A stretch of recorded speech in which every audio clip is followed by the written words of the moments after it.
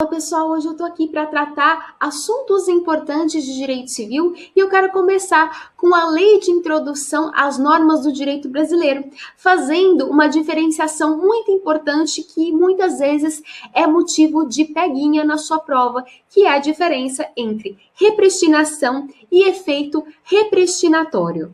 Na Lei de Introdução às Normas do Direito Brasileiro, que é o Decreto 4.657 de 42, nós temos a seguinte disposição, no artigo 2º, parágrafo 3º. Salvo disposição em contrário, a lei revogada não se restaura por ter a lei revogadora perdido a vigência. Portanto, se eu tenho uma lei A que foi revogada pela lei B, que foi revogada pela Lei C. Quando ela é revogada pela Lei C, eu não tenho a restauração automática da Lei A. Ela não volta automaticamente a vigorar porque a sua lei revogadora foi revogada por uma terceira lei.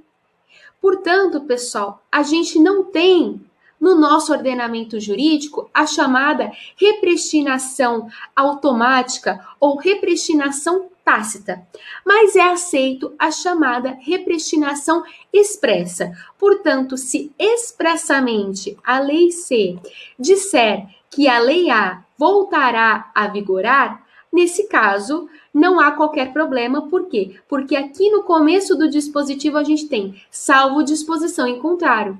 Portanto, a repristinação expressa, ela é abarcada sim pelo nosso ordenamento jurídico, ela é aceita pelo nosso ordenamento jurídico, porém a repristinação tácita não é aceita. Então eu preciso de uma disposição expressa dizendo que a lei anterior ela vai ser restaurada para que ela volte a vigorar, porque não é aceito a chamada repristinação automática, ok? E aí, qual que é a diferença entre essa repristinação da Lei de Introdução às Normas do Direito Brasileiro para o efeito repristinatório? Quando a gente fala em efeito repristinatório, a gente sai do direito civil e vai entrar no direito constitucional. A gente vai entrar no controle concentrado de constitucionalidade. Por quê? Porque o efeito repristinatório, ele é uma consequência quando o Supremo Tribunal Federal declara a inconstitucionalidade de uma norma em controle concentrado de constitucionalidade. O que isso quer dizer? Vejamos o seguinte exemplo. Nós temos a Lei A, que foi revogada pela Lei B.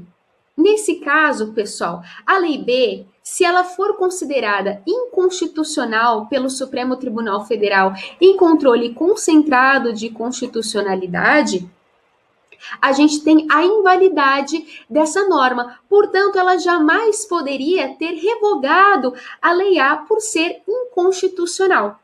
Nós sabemos que o efeito, em regra, da declaração de inconstitucionalidade de uma norma pelo Supremo Tribunal Federal é o seu efeito ex tunc. Então, ela é considerada inválida desde o seu nascimento. Portanto, ela jamais poderia ter revogado a Lei A.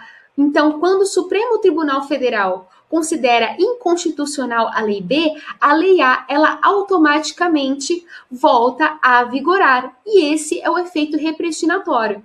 Ah, professora, e se eventualmente o Supremo Tribunal Federal modular os seus efeitos e entender que a sua decisão vai valer da data da decisão que declarou inconstitucional a norma para frente e que para trás a Lei B terá os seus efeitos mantidos.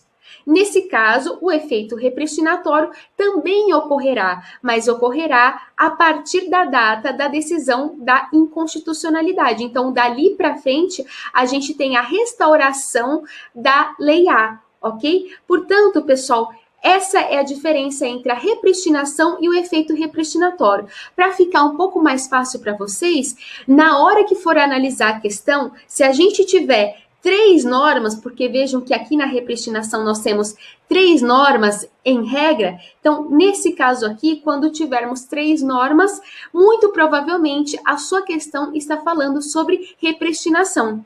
Agora, quando a gente tem 2 normas, em regra, a gente está falando em efeito repristinatório, ok? Então, assim fica um pouco mais fácil de você conseguir identificar na hora da prova. É isso, pessoal. Até a próxima dica.